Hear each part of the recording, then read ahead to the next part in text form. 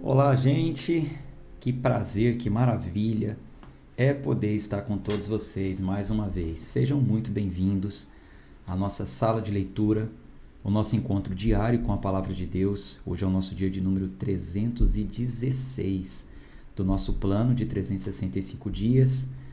O plano vai chegando ao final, estamos lendo o livro dos profetas menores e, como vocês podem reparar, nós estamos iniciando e concluindo a leitura de um livro no mesmo dia, por ser livros pequenos, né? Como já na enciclopédia, vamos dizer assim, da Bíblia, a parte ali dos livros menores, ali um do lado do outro, nós temos como a praticidade aí de ler um pouco mais rápido. Mas é claro que na visão panorâmica eu já entrego para vocês uma boa ideia do conceito ou contexto geral do livro. E é o que nós vamos fazer hoje com o livro do profeta Abacuque. Então, abra aí a sua Bíblia, já deixe no livro do profeta Abacuque. Só me dê um sinal se está tudo ok para vocês. Estão me vendo bem? Estão me ouvindo bem? Dá um joinha, sinalize aí de alguma forma. Vamos fazer uma oração e vamos seguir então com a nossa leitura. Só estou perguntando porque teve um dia desses aí que não estava saindo som para vocês, né? De jeito nenhum. Para mim aqui está sinalizando que está tudo ok. Mas como chega aí para vocês? Vai deixando o nome de onde você nos acompanha. Legal, maravilha. Apareceu aqui para mim que está ok para a maioria. Oremos então. Senhor amado, querido Deus, Pai bondoso e fiel, louvamos e exaltamos o teu santo nome, porque o Senhor é muito bom e as tuas misericórdias duram para sempre. Por causa das tuas infinitas misericórdias, estamos aqui, mais uma vez, diante do texto sagrado, unidos com uma família maravilhosa que cresce a cada dia, chamada de Clube de Leitura da Bíblia. Estamos reunidos aqui, Senhor, para mais uma vez olharmos para os textos, entender o escrito, mas também sermos impactados pela ação do teu Santo Espírito. Não é uma aula fria apenas, um conhecimento teológico. Não. Nós queremos profundidade, conhecimento na tua palavra. Então, fale ao nosso coração. Oramos em nome de Jesus. Que assim seja. Amém. Bom, vamos então falar sobre o profeta Abacuque. O livro do profeta Abacuque, como eu já disse, ele faz parte dos livros menores, né? É colocado aí na nossa Bíblia, um do ladinho do outro. Porém, a mensagem dele é singular, é diferente da mensagem dos outros. Normalmente, os outros trazem uma mensagem acerca de Deus para o povo e muitas vezes contra o povo, julgamento contra o povo. Abacuque, ele traz uma mensagem já ao contrário, ele traz uma mensagem do povo para Deus ou a favor do povo. Abacuque, ele vai interceder a favor do povo diante de algumas perguntas, alguns questionamentos que ele levanta, que as pessoas estavam levantando.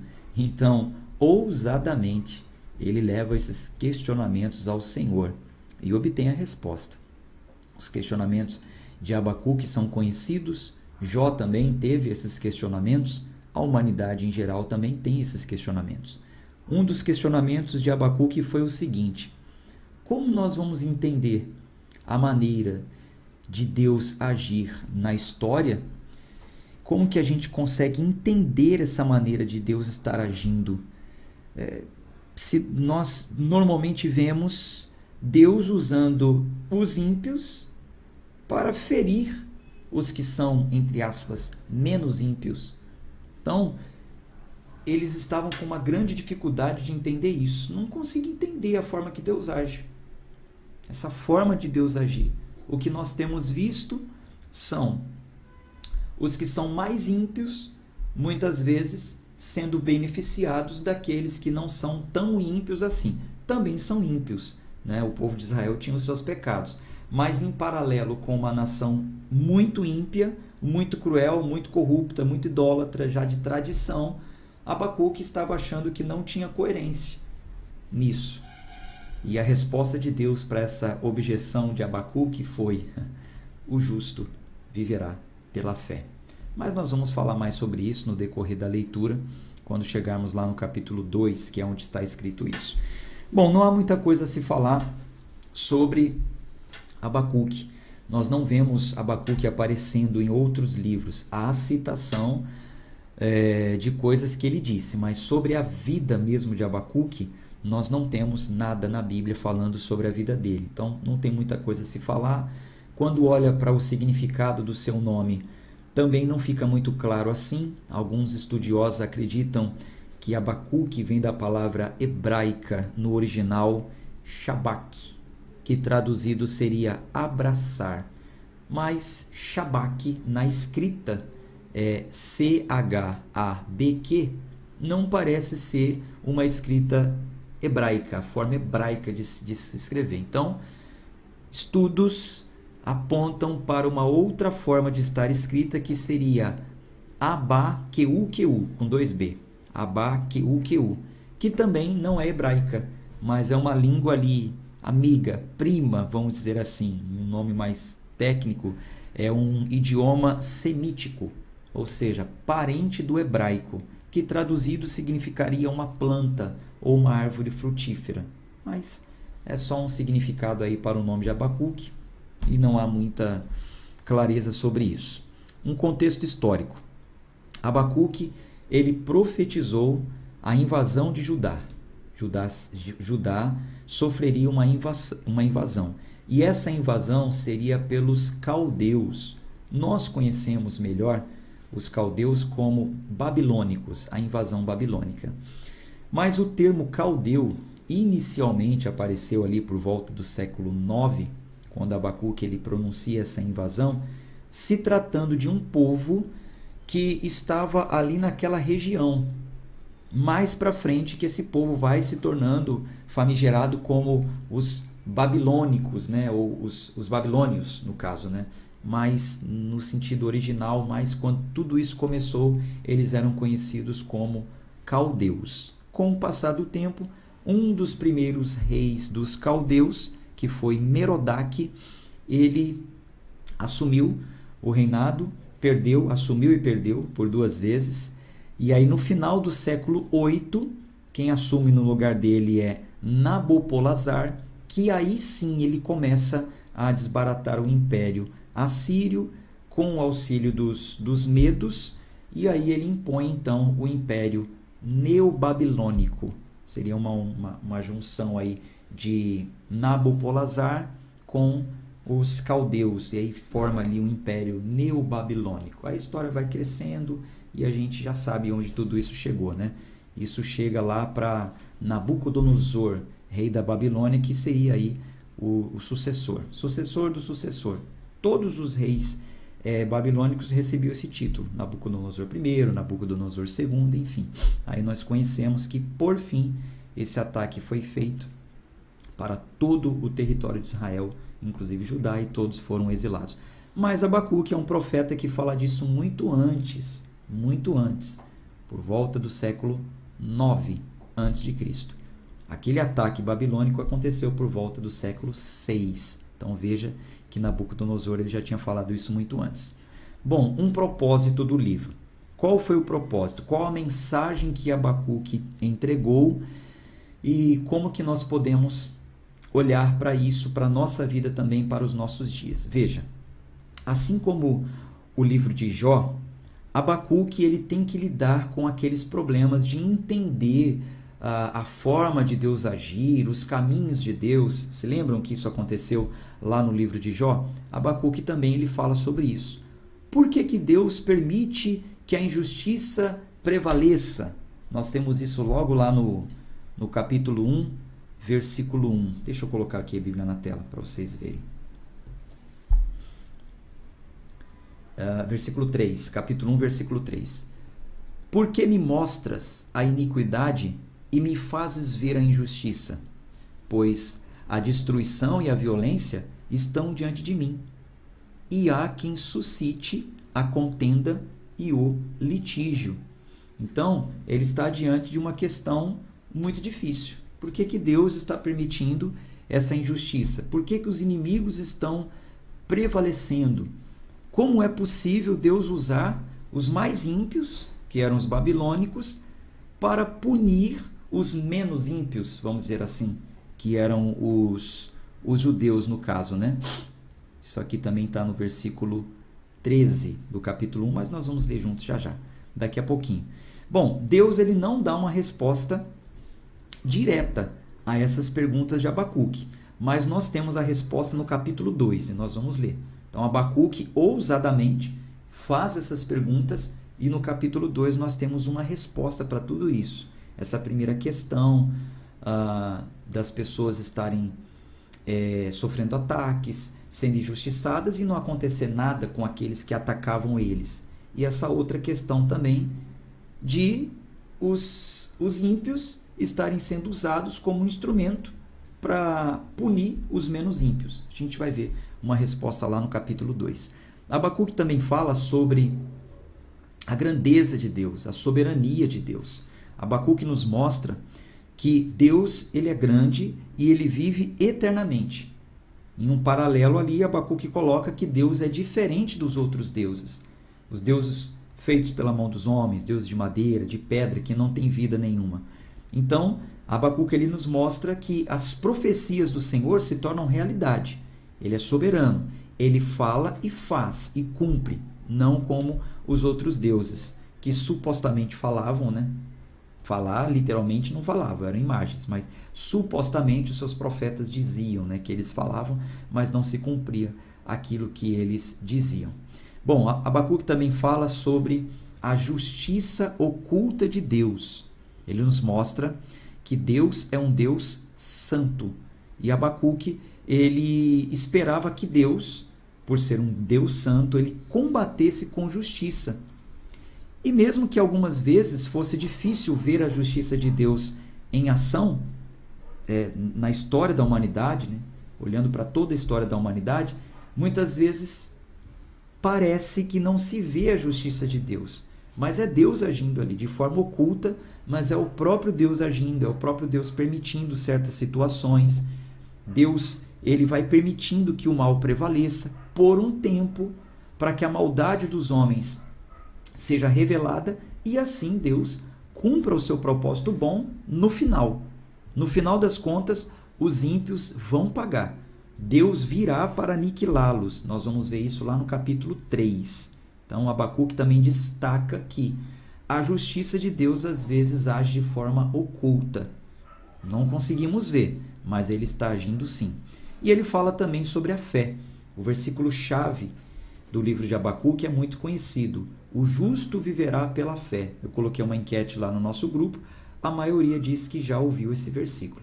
Talvez ainda não tenham a interpretação correta desse versículo, mas nós vamos falar sobre isso na leitura. Nós vamos aprender como Deus ele nos auxilia em meio às dificuldades e que nós podemos confiar sim no Senhor.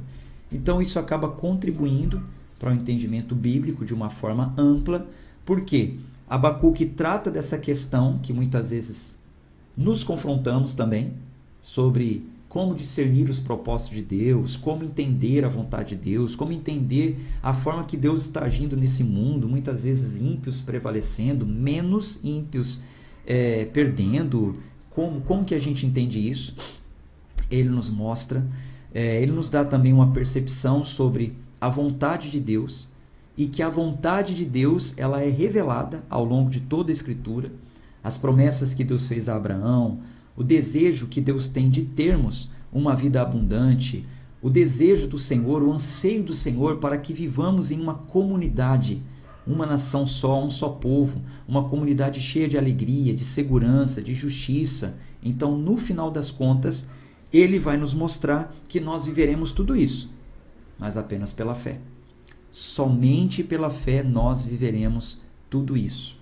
A mensagem central de Abacuque: o meu justo viverá pela fé. Então, a mensagem de Abacuque, há 900 anos antes de Cristo, preparou o caminho para o ensino lá do Novo Testamento, que fala sobre o viver pela fé, a justificação dos nossos pecados, como nos tornamos o justo.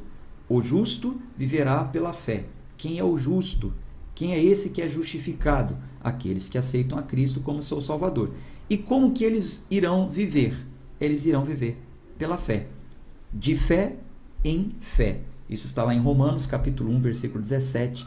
Mas daqui a pouco, na leitura da Bíblia, na leitura dos capítulos, eu vou falar um pouco mais sobre isso, sobre essa questão do que é viver pela fé e de fé em fé. Tá bom? Então vamos lá para o capítulo 1. Abacuque, capítulo 1. Vamos aqui a nossa leitura. Versículo 1. O peso que Abacuque, o profeta, viu. Ó Senhor, até quando clamarei e tu não me escutarás? Ainda que grite, violência, tu não salvarás?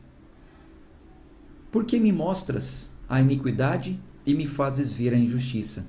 Pois a destruição e a violência estão diante de mim, e há quem suscite a contenda e o litígio. Por isso, a lei é frouxa, e o julgamento nunca se manifesta, pois o perverso se aproxima do justo, e assim o julgamento procede errado. Ousado, né? Muito ousada a forma dele se dirigir. Mas é como o profeta estava vendo a situação, julgando a situação, e é o que eu falei no início aqui na visão panorâmica. São as questões que nós, seres humanos, muitas vezes indagamos também. Muitas vezes estamos diante desse confronto. Então, ele coloca isso diante de Deus. Versículo 5. Aqui já é resposta, já é Deus respondendo. Vede entre os pagãos e observai. Maravilhai-vos e admirai-vos, pois eu realizarei uma obra em vossos dias que não crereis quando for contado a vós. Então Deus responde, trazendo aqui para um linguajar mais comum, né? Nos dias de hoje, quando a gente fala assim, fulano, se eu te falar, você não vai nem acreditar. Se eu te contar, você não acredita. Então, é isso aqui que ele está falando. Então, observa. Eu vou fazer algo que vocês vão ficar maravilhados. Eu vou fazer algo que vocês vão ficar admirados. Eu vou fazer algo que quando for contado, ninguém vai nem acreditar. Pois, eis que levanto os caldeus, aquela nação amarga e impetuosa, que marcha através da largura da terra para apoderar-se de moradas que não são suas. Então, você está achando que eu não estou vendo isso, que eu não vou agir? Eu vou agir. Mas aqui ele começa a falar o plano. E o plano começa com esses caldeus, futuramente babilônicos, que serão usados para exercer juízo. Primeiro, de fato, eles vão exercer juízo, mas depois vai sobrar para eles também, como nós já sabemos. Então, Abacuque está ali, tá, mas e aí? O que vai acontecer com esse povo? Esse povo vem contra nós, esse povo nos ataca e nunca sobra nada para eles? Calma, o Senhor está falando que vai fazer uma coisa que todos ficarão admirados. Versículo 7. Eles são horríveis e terríveis. O seu julgamento e sua dignidade sairão de si mesmos. Os seus cavalos também são mais velozes do que os leopardos e mais velozes do que os lobos à noite. Os seus cavaleiros espalham-se por toda parte e virão de longe. Voarão como águias que se apressam para comer. Todos eles virão para fazer violência. Os seus rostos avançam como o vento oriental e reunirão os cativos como a areia. E zombarão dos reis, e os príncipes serão desprezados por eles. Eles se rirão de todas as fortalezas, pois amontoarão terra e as tomarão. Então a sua mente mudará, e ele passará e ofenderá, imputando este seu poder ao seu Deus. Então, olha o erro deles.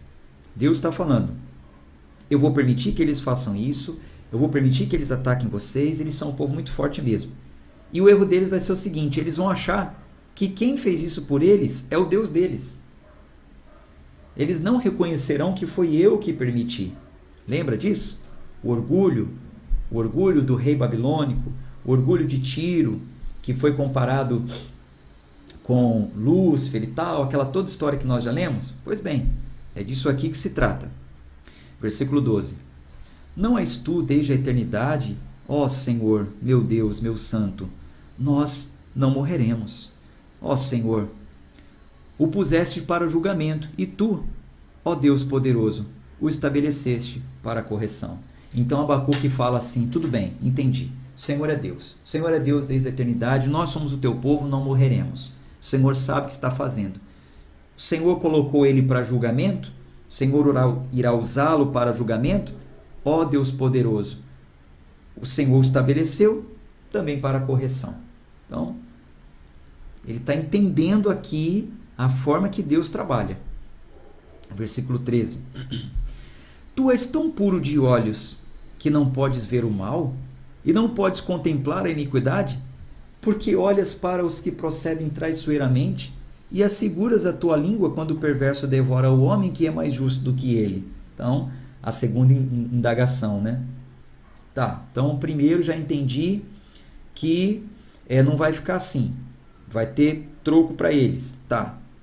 Mas tá complicado também entender por que os que são mais ímpios estão prevalecendo sobre os menos ímpios, que são mais justos do que eles. Versículo 14.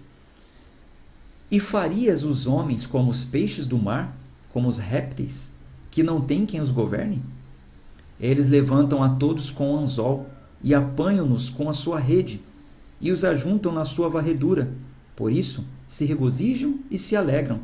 Por isso eles sacrificarão a sua rede e a queimarão incenso à sua varredura, porque através delas a sua porção é gorda e a sua carne é abundante. Porventura esvaziarão a sua rede e não pouparão de matar continuamente as nações? Resposta vem aqui no capítulo 2. Versículo 1. Eu estarei sob a minha guarda e me colocarei sobre a torre. Vigiarei para ver o que ele falará a mim e o que eu responderei quando eu for reprovado. Então Abacuque faz a sua indagação e fala, agora eu vou esperar a resposta. Eu vou me colocar aqui na torre de vigia e eu vou aguardar. Vamos ver se eu estou sendo reprovado no que eu estou falando, eu quero ver a resposta. Versículo 2.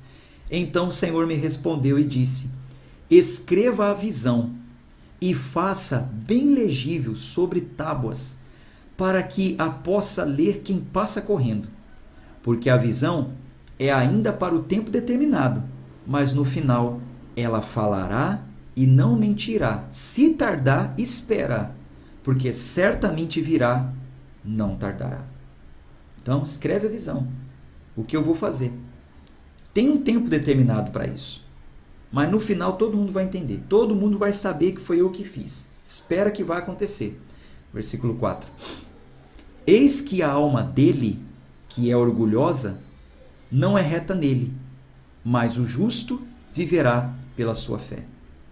Então, a alma dele aqui que está falando, que não é reta, que não é orgulhosa, diz respeito ao rei inimigo. Então, de fato, ele é orgulhoso, ele está fazendo e acontecendo. Mas, resposta para Abacuque. Tá, e os que são mais justos do que ele? O meu justo viverá pela sua fé. A resposta é essa. Você vai viver pela fé. Então, aqui está a resposta para Abacuque.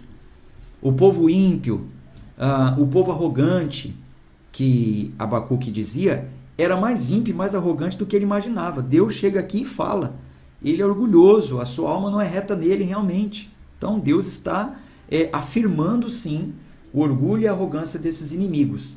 Mas aqueles que se consideram justos, ó Abacuque, e aqueles que você está defendendo, que vivam pela fé, ou seja, eu não tenho que ficar dando explicação nenhuma para vocês. Eu não tenho que explicar por que eu uso a nação ímpia, muito menos a minha forma de agir. O nosso papel é apenas confiar em Deus, confiar na sua bondade, na sua misericórdia, saber, estarmos cientes de que Ele sabe o que está fazendo. Ainda que a gente ache difícil entender os caminhos do Senhor, o seu modo de agir, o justo viverá pela fé. Interessante que Abacuque entende isso. Tem um versículo muito conhecido, tem até canções com esse versículo, que fala, né? Todavia me alegrarei, ainda que a figueira não floresça, que não haja fruto na vide, todavia me alegrarei. Então, no final ele entende, tá, tudo bem, entendi. Então, ainda que eu não esteja vendo nada, vou me alegrar, vou confiar, vou esperar no Senhor. Nós vamos ver isso no próximo capítulo. Então, veja, resposta para nós. O justo viverá pela fé. Esse versículo, ele corrobora com o ensino lá do Novo Testamento, onde vários versículos, eu vou citar aqui um, que é Romanos capítulo 1, versículo 17. Olha só. Versículo 1, 17. Porque nele a justiça de Deus é revelada de fé em fé. E aí Paulo cita, como está escrito, o justo viverá pela fé. Então aquilo que o profeta Abacuque falou 900 anos antes de Cristo, que o justo viverá pela fé, é revelada nele. Nele quem? Em Cristo. Paulo está pregando aqui a justificação pela fé. O que é justificação? Perdão dos pecados. É o aceite, né, de Deus para você ser enxertado, inserido na nação santa, eu e você. E como que nós vamos viver? Pela fé. De fé em fé. E o que é viver de fé em fé? Viver de fé em fé significa o seguinte, é fé no início, fé no meio, fé no fim. É a fé que te salva, que te chama, que te justifica, é a fé que te santifica no caminho, é a fé que faz com que você viva eternamente depois de tudo. Então é fé em fé. Fui salvo pela fé, sou santificado pela fé, viverei eternamente pela fé. Isso é viver de fé em fé. É o que o apóstolo Paulo estava ensinando e é o que Abacuque disse na sua visão há anos atrás, que é o livro que nós estamos lendo hoje. Vamos voltar para lá. Abacuque, capítulo 2, versículo 4 e 5, né? Estávamos lendo aqui. Então, versículo 4. Eis que a alma dele, que é orgulhosa, não é reta nele, mas o justo viverá pela fé. Além disso, agora falando dele, do malfeitor, do ímpio, por transgredir com o vinho, ele é um homem orgulhoso e não permanece em casa. Alarga seu desejo como um inferno, e é como a morte, que não se farta, mas ajunta para si todas as nações e congrega a si todos os povos. Não levantarão todos estes uma parábola e um provérbio sarcástico contra ele? E se dirá, ai daquele que aumenta o que não é seu. Até quando? E daquele que carrega sobre si dívidas. Porventura, não se levantarão de repente os teus credores? E tu não despertarás os que te farão tremer e não lhes servirás de despojo? Por ter arruinado muitas nações, todos os demais povos arruinarão a ti, por causa do sangue que dos homens, por causa dos homens e pela violência feita à terra, à cidade e a todos que nele habitam. Então, está falando o seguinte, tá? Deixa ele aí, orgulhoso, conquistando tudo. Você acha que todos esses povos que ele vem vencendo e conquistando, um dia não vão se vingar? Vai. Ele está juntando para si problemas. Versículo 9. Ai daquele que cobiçar uma cobiça avarenta para a sua casa, para que ele possa estabelecer seu ninho no alto, a fim de se livrar do poder do mal. Tens consultado vergonha para a tua casa, exterminando a muitos povos, e tens pecado contra a tua alma. Pois a pedra clamará da parede, e a trave do madeiramento lhe responderá. Ai daquele que edifica uma cidade com sangue, e estabelece uma cidade por meio da iniquidade. Porventura não vem do Senhor dos exércitos os povos? Porventura não vem do Senhor dos exércitos que os povos trabalhem pelo fogo? E que as nações se cansem por pura vaidade? Pois a terra se encherá do conhecimento da glória do Senhor, como as águas cobrem o mar. Ai daquele que dá de beber ao seu vizinho, que entrega a tua garrafa a ele e lhe embebeda, para lhe contemplar a nudez. Serás cheio de vergonha em lugar de glória. Bebe tu também, e que o teu prepúcio seja descoberto. O cálice da mão direita do Senhor voltará a ti, e vômito vergonhoso estará sobre a sua glória. pois a violência cometida contra o Líbano te cobrirá, e a ruína das feras que os fizeram ter medo, por causa do sangue dos homens e pela violência feita à terra, à cidade e a todos os que nela habitam. Que aproveita a imagem de escultura depois que o seu artífice a esculpiu? Ela é imagem de fundição e ensina mentiras? Para que quem a formou confie na sua obra fazendo ídolos mudos? Ai daquele que diz à madeira, acorda, e a pedra muda, levanta. Pode isso ensinar? Eis que está coberta de ouro e de prata, e não há fôlego de forma alguma dentro dela. Mas o Senhor está no seu santo templo, e toda a terra cale-se diante dele. Vocês sabem que aqui está falando sobre imagens, né? De escultura. Vamos para o capítulo 3. Oração de Abacuque, o profeta, sobre Sigionote. Sigionote é instrumento musical. Então esse aqui é um salmo. Ele finaliza com uma canção, com um salmo que traduz que ele entendeu bem a mensagem. Vamos lá. Ó Senhor, ouvi o teu discurso e temi. Ó Senhor, aviva a tua obra no meio dos anos. No meio dos anos faze-a conhecida. Na ira, lembra-te da misericórdia. Deus veio de Temã e o santo monte de Parã. Selá. Selá, já expliquei outra vez, vocês já sabem.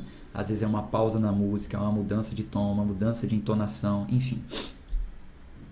Sua glória cobriu os céus, e a terra encheu-se do seu louvor.